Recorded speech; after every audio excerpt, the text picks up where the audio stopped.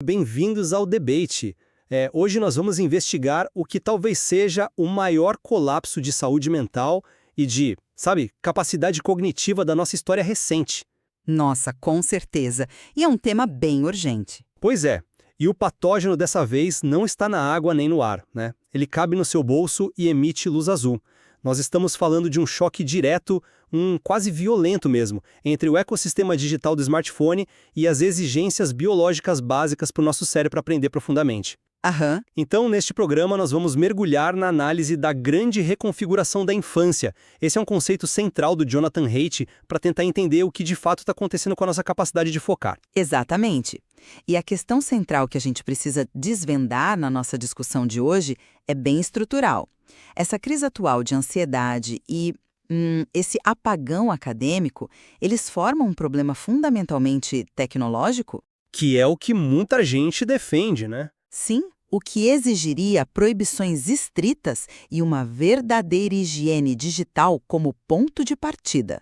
Ou será que o smartphone acabou virando só um bode expiatório conveniente? Sabe, uma desculpa para um fracasso sistêmico do chamado segurismo moderno e de métodos pedagógicos que já estavam falidos muito antes das telas entrarem na sala de aula? Olha, a minha posição aqui é bem clara desde o começo. O smartphone e as redes sociais são sim os agentes causais biológicos dessa epidemia de desatenção. Tá, você foca na biologia da coisa. Totalmente. E por causa disso, eu argumento que a proibição rigorosa das telas e essa higiene da atenção formam um único ponto de partida possível para qualquer resgate cognitivo. Sem isso, não tem jogo. Entendo. Mas eu argumento que focar exclusivamente na tecnologia confunde correlação com causalidade. A verdadeira crise, para mim, reside na superproteção do mundo físico. O tal do segurismo. Isso, e no fracasso da escola em oferecer dificuldades desejáveis para os alunos. Isso torna essas proibições uma solução superficial para uma perda de autoridade pedagógica que é muito mais profunda. Bom, para a gente começar a entender a magnitude da situação, não dá para ignorar o ponto de inflexão temporal. Os dados globais mostram que o bem-estar juvenil despencou em vários países, quase em sincronia. Por volta de 2010, né? Exato, 2010. E o que aconteceu nessa época? A popularização dos smartphones com câmeras frontais. E mais importante ainda, a transição para esses algoritmos de engajamento baseados em curtidas e recompensas intermitentes. A mudança do feed cronológico para o algoritmo. Isso. O Haidt aponta para 4 danos fundamentais que essa infância baseada no smartphone trouxe. A privação social, a privação de sono, a fragmentação da atenção e o vício digital profundo. Mas espera aí, você está colocando todo o peso de uma mudança comportamental gigantesca num único pedaço de hardware. Sabe, adolescentes sempre tiveram problemas de sono. Sempre tiveram, mas... Eles sempre buscaram validação social. Isso é da idade. Sim, mas não nessa escala química, percebe? Nós não estamos lidando apenas com adolescentes agindo como adolescentes. Trata-se de um problema puramente biológico. Biológico em que sentido? No sentido de que o que a gente vê hoje é a exaustão crônica dos receptores de dopamina. É algo que a internet apelidou de brain rot, ou deterioração cerebral mesmo. A arquitetura neural dos jovens foi literalmente alterada. Nossa, literalmente alterada é uma afirmação bem forte. Mas é verdade, o cérebro dele se acostumou a receber um pico de prazer a cada rolar de tela. Se você não remove o agente agressor, que é esse design predatório do smartphone, qualquer tentativa de reestruturar a aprendizagem é inútil. Você simplesmente não consegue ensinar uma equação complexa de álgebra para um cérebro que está quimicamente exausto. Não tem como. Olha, sinto muito, mas eu simplesmente não compro essa ideia de forma tão unilateral assim. Sério? Por que não? Deixa eu te dizer o porquê. Ninguém aqui nega a gravidade da crise, isso é fato. Mas nós temos pesquisadoras brilhantes como a Candice Odgers e a Amy Orban demonstrando sistematicamente que correlação não dita causalidade absoluta. Tá, mas os gráficos são muito coincidentes. Sim, o fato de os gráficos de posse de smartphone e de depressão subirem juntas em 2010 não conta a história toda. Então, como você explica essa explosão de diagnósticos exatamente nessa década? Foi do nada? Não foi do nada. Parte desse aumento súbito nos diagnósticos de saúde mental pode sim ser atribuída a uma redução drástica do estigma. Ah, a teoria de que eles só estão falando mais sobre isso. Hoje é muito mais aceitável um jovem verbalizar que tem ansiedade ou depressão do que era nos anos 90. Mas o ponto crucial para mim é mudar o foco da tela para o que chamamos de crise do safetyismo, ou segurismo. Explica um pouco mais como isso se conecta. Nas últimas décadas, a nossa sociedade removeu metodicamente o risco, a resiliência e o brincar ao ar livre do mundo físico. Nós empurramos os jovens para um mundo virtual super protegido, justamente porque super protegemos o mundo real. Os pais ficaram com medo. Exatamente. O parquinho do bairro ficou emborrachado e vazio, entende? E quando olhamos para a escola, o ambiente de ensino falhou primeiro. Espera, como assim falhou primeiro? A escola estava lá fazendo o papel dela normal. Fazendo um papel totalmente passivo. A escola tem promovido há anos o que a ciência cognitiva chama de ilusão de competência. Sabe quando o aluno apenas relê um texto com aquele marca-texto amarelo e acha que aprendeu? Ah, sim. Porque a fluência da leitura engana o cérebro. Perfeito. Isso é ilusão de competência. A escola parou de engajar os alunos no estado de flow, sabe? Aquele fluxo intelectual de imersão total. Então, proibir os aparelhos agora é, muitas vezes, uma ferramenta meramente administrativa. Mas resolve o problema da distração na hora, não. É uma forma de mascarar a incapacidade da escola de criar engajamento autêntico. A culpa cai no aparelho, mas a aula já era desengajadora. Olha, eu entendo porque você pensa assim. E sendo sincero, a crítica à pedagogia passiva é muito válida. Mas deixa eu te dar uma perspectiva diferente sobre essa questão da causalidade biológica versus essa suposta fuga do mundo real. Tá, vamos lá. Os dados de saúde pública não dependem só de autoavaliação ou dessa redução de estigma que você mencionou. O aumento das taxas de hospitalização por autolesão e suicídio, especialmente entre meninas pré-adolescentes, derruba essa tese. Você diz a tese de que eles estão apenas falando mais sobre sentimentos. Exato. Meninas estão indo parar nas emergências com lesões físicas reais a taxas alarmantes a partir de 2010. Não é só conversa. Nossa, esses números são de fato devastadores. São trágicos. E eles não acontecem num vácuo, percebe? Se a gente olhar para estudos no Reino Unido, entre 1975 e 2015, vemos um declínio de 29,4% no tempo em que as crianças brincam ao ar livre. E o tempo de tela subiu na mesma proporção? Exatamente. Em oposição exata, um aumento de 22,4% no tempo de tela. Para mim, isso mostra que não é o smartphone apenas acomodando jovens que já estavam trancados em casa. É uma substituição predatória. Substituição predatória. Sim, a biologia cerebral de um adolescente que evoluiu ao longo de milênios para aprender lendo expressões faciais e, interagindo fisicamente, ela simplesmente não suporta essa troca. Entendo o choque biológico. E de altíssimo julgamento social. O cérebro quebra, entende? Eu encaro isso por outro ângulo. Eu aceito totalmente esses dados alarmantes de hospitalização e a queda do brincar na rua. Como eu disse, eles são trágicos. Certo. Mas a gente precisa inverter a premissa de quem disparou o primeiro tiro nessa crise. O smartphone não destruiu a socialização presencial sozinho. Ele não entrou nos bairros e expulsou as crianças das ruas à força. Você acha que as crianças já não queriam sair? Eu acho que as telas preencheram um vácuo que foi criado por nós, os adultos. O segurismo institucionalizou a ideia de que as crianças são inerentemente frágeis. Pense na mudança de mentalidade dos pais, sabe? O medo constante. Exato. O medo irreal e estatisticamente infundado de sequestros, a remoção de brinquedos que oferecem qualquer grau de risco nos parques, a vigilância constante. Nós trancamos as crianças dentro de casa muito antes do Instagram existir. Você diz que o ambiente físico restritivo é o verdadeiro culpado, então. Exato. O próprio Jonathan Haidt, que você citou, fala muito sobre antifragilidade. O sistema imunológico, assim como a nossa psique, precisa de estresse e risco moderado para crescer e se fortalecer. Aham. Quando removemos o risco do bairro, a criança confinada no quarto encontrou o risco onde? No TikTok. Lá ela tem o perigo social, o desafio, a comunidade que nós tiramos do mundo físico.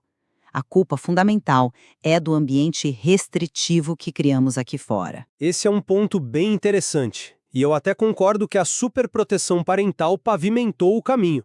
Mas veja bem, mesmo que a gente aceite que os adultos trancaram as crianças em casa primeiro, o dispositivo que entregamos a elas, nesse quarto trancado, não é neutro. Não é neutro, claro. Deixa eu te propor uma analogia. Imagina que a sala de aula seja uma academia para o cérebro. Tá. É o lugar onde você vai para levantar pesos cognitivos, suar mentalmente e construir resiliência.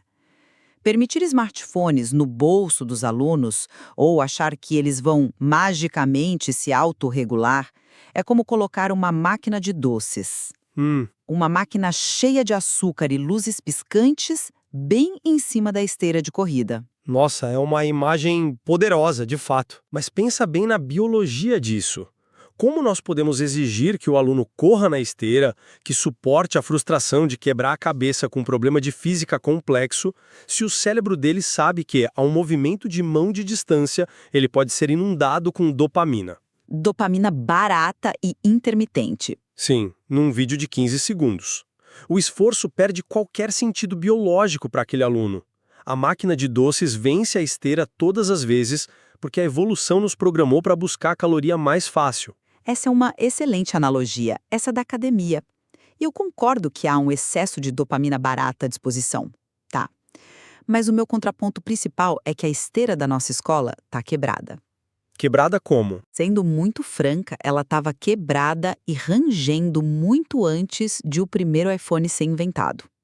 A discrepância entre o ciclo de recompensa digital, que é instantâneo e super estimulante, e o ciclo escolar, que é incrivelmente diferido e muitas vezes monótono, isso apenas expôs uma fraqueza crônica da pedagogia atual. Mas a escola não deveria ser um show de entretenimento instantâneo. Ela exige foco. Não deveria ser entretenimento.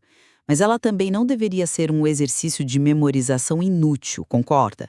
No livro Fixe o Conhecimento, ou Make It Stick, os autores revelam que o maior erro da escola contemporânea foi tentar facilitar a aprendizagem. Como assim facilitar? Lembra da ilusão de competência que eu mencionei agora há pouco? Quando vemos alunos hoje usando inteligência artificial para escrever redações inteiras em segundos, gerando uma fluência superficial, a gente acha que a culpa é inteiramente da tecnologia. E não é. A ferramenta faz o trabalho por eles. Mas a escola já promovia essa fluência superficial há décadas. Nós ensinávamos os alunos a apenas sublinhar livros e reler anotações passivamente na véspera da prova. A escola desaprendeu, ou talvez nunca tenha aprendido em larga escala, a gerar o estado de flow. Aquele nível ótimo de desafio do Csikszentmihalyi. Perfeito, o Mihaly Csikszentmihalyi, onde a dificuldade da tarefa corresponde exatamente à habilidade do indivíduo, fazendo o tempo voar. Se a aula oferecesse o desafio autêntico, a tal máquina de doces perderia parte do seu apelo. Olha, eu não estou convencido por essa linha de raciocínio, porque eu acho que você está exigindo algo sobre-humano. Sobre-humano? Totalmente. Você está pedindo que um professor de história do ensino médio compita de igual para igual com milhares de engenheiros do Vale do Silício. Caras que desenharam esses aplicativos especificamente para hackear o sistema de atenção humana. É uma concorrência desleal, eu admito. Para que um aluno alcance o estado de flow ou engaje em práticas que a gente sabe que funcionam na ciência cognitiva, como a prática de recuperação, Que é o esforço de puxar a informação da memória. isso, um esforço deliberado e muitas vezes doloroso, ou a intercalação de diferentes disciplinas. Para isso tudo, ele precisa de algo básico. Ele precisa de foco sustentado e de um córtex pré-frontal íntegro. E você acha que a tela impede fisicamente isso? Absolutamente. O que a neurociência moderna nos mostra é que esse brain rot, sabe, a dessensibilização dos receptores dopaminérgicos causada por rolar o feed infinitamente, afeta diretamente áreas vitais do cérebro, planejamento de longo prazo e pelo controle de impulsos. O aluno chega à escola de manhã com o sistema neuroquímico já exausto. Tá. Para esse aluno, uma aula expositiva de 50 minutos vira um desafio de paciência intransponível, não importa quão brilhante seja o professor. É por isso que eu bato na tecla. A higiene da atenção tem que vir antes do design da aula. Voltando à nossa analogia, não dá para consertar a esteira ou culpar o treinador, se o aluno não tem mais sistema cardiovascular para correr. Esse é um argumento muito convincente. E eu aceito a premissa do desgaste neuroquímico. Mas você já considerou o custo cognitivo de focar a solução apenas em políticas baseadas no banimento? Como assim? O custo cognitivo do banimento? Vamos analisar o mecanismo da proibição da prática. É muito tentador para um legislador olhar para o problema da distração e simplesmente aprovar uma lei proibindo o aparelho. Mas a literatura científica nos mostra que proibições parciais tendem a falhar miseravelmente. Você diz aquele modelo onde o celular fica na mochila. Exatamente, aquele onde a regra é não pode olhar. Mas por que falhariam se o aparelho está fora da vista? Pelo fenômeno do dreno cerebral. O simples esforço de resistir à tentação consome energia. Imagina um adolescente sabendo que seu celular está no bolso, vibrando ou apenas existindo ali com notificações pendentes. A ansiedade de checar. Isso! O esforço que o córtex pré-frontal dele faz para não pegar o celular gasta exatamente a energia mental que deveria estar sendo usada na tal da prática de recuperação que você mencionou. Entendi. Além disso, especialistas em educação como o professor Daniel Cara trazem um ponto crucial para a realidade brasileira. Quando a gente precisa acionar o Estado e criar leis federais para banir o celular na escola, isso reflete uma perda terrível de autoridade pedagógica. Mas não é a escola precisando de respaldo contra uma indústria bilionária? Em parte, sim, claro, mas também é a escola admitindo que perdeu a capacidade de pactuar acordos com as suas próprias comunidades. E, ironicamente, as famílias frequentemente são as primeiras a resistir à proibição. É verdade, os pais reclamam muito. Os pais, movidos por esse mesmo segurismo, exigem que o celular fique com o aluno o tempo todo para fim de monitoramento e controle. A lei resolve um sintoma gerencial na sala de aula, cala o ambiente, mas não ensina absolutamente nada sobre autorregulação. Mas a evidência empírica global discorda de que seja apenas um band-aid gerencial. Políticas rigorosas de restrição funcionam sim, de forma quantificável, e transformam o ambiente. O que dizem os dados? Os dados recentes da Unesco indicam que o número de sistemas educacionais com políticas proibitivas saltou de 40% para quase 60% em poucos anos. E os resultados da ausência da tela são inegáveis. No Reino Unido, a proibição de celulares resultou no aumento significativo nas notas de exames nacionais. Ganhos acadêmicos diretos. Com ganhos ainda mais impressionantes entre os alunos que já tinham baixo desempenho escolar. Eles foram os mais beneficiados. Melhoria em teste padronizado não significa necessariamente melhora no engajamento real do aluno com o aprendizado. Mas cria o pré-requisito para o engajamento. O relatório do PISA confirmou que escolas com banimentos eficazes têm ambientes de aprendizagem mais calmos e níveis drasticamente reduzidos de ansiedade. Certo. E se olharmos para o cenário do Brasil agora, com as novas diretrizes estaduais e a Lei Federal 15.100 de 2025 buscando a restrição total, eu não vejo isso como uma admissão de derrota pedagógica. Vejo como o estabelecimento de limites protetivos essenciais. Limites de saúde pública. Exatamente. Veja o caso prático da rede municipal de Uberaba, por exemplo. A simples proibição física nas escolas não apenas silenciou os ruídos de notificação, mas forçou uma mudança comportamental imediata, o resgate de brincadeiras tradicionais no intervalo. As crianças voltaram a brincar. Gestores relataram um aumento visível no que chamamos de empatia corporificada. Os alunos voltaram a ler a expressão facial uns dos outros, a debater, a rir juntos no pátio. O banimento, na prática, desobstruiu o espaço para que a socialização humana voltasse a acontecer. Olha, eu reconheço esses relatos práticos e a melhora nas notas. Silenciar o bolso do aluno e tirar a tela do recreio, obviamente, reduz o ruído e força algum nível de interação. A biologia responde, é claro. Mas a minha preocupação central, e é aqui que eu acho que a gente precisa ter cuidado, é que a proibição isolada corre o risco de ser apenas mais uma iteração do mesmo safetismo que causou o problema inicialmente. Pera, como proibir uma tecnologia desenhada para viciar pode ser equivalente à superproteção que impede uma criança de subir numa árvore. Porque a lógica subjacente é a mesma. Nós identificamos um fator de risco no ambiente, nós varremos esse risco para debaixo do tapete, através de uma regra imposta de cima para baixo, e então presumimos que o cérebro do aluno magicamente vai se curar e que ele se tornará um pensador crítico. Você acha que a proibição não resolve o fundo do problema? Exatamente. Banir a tela não cria o que a psicóloga Carol Dweck chama de mentalidade de crescimento. A cultura digital, com seus algoritmos perfeitos e filtros, ensinou a esses jovens que o esforço é inútil e que a gratificação deve ser imediata. Uma mentalidade fixa. Uma mentalidade fixa terrível, onde qualquer erro numa prova de matemática é visto não como um passo no aprendizado, mas como um fracasso catastrófico da autoimagem. Se o professor não assumir o papel ativo de designer de experiências, Se não mudar a aula. e ações rápidas para mostrar o progresso, e não ensinar ativamente ao aluno que a dor de estudar é literalmente a formação física de novas conexões sinápticas, a proibição servirá para muito pouco no longo prazo. O aluno continuará apático. A única diferença é que agora ele estará olhando para o teto da sala em vez de olhar para o TikTok. Entendo.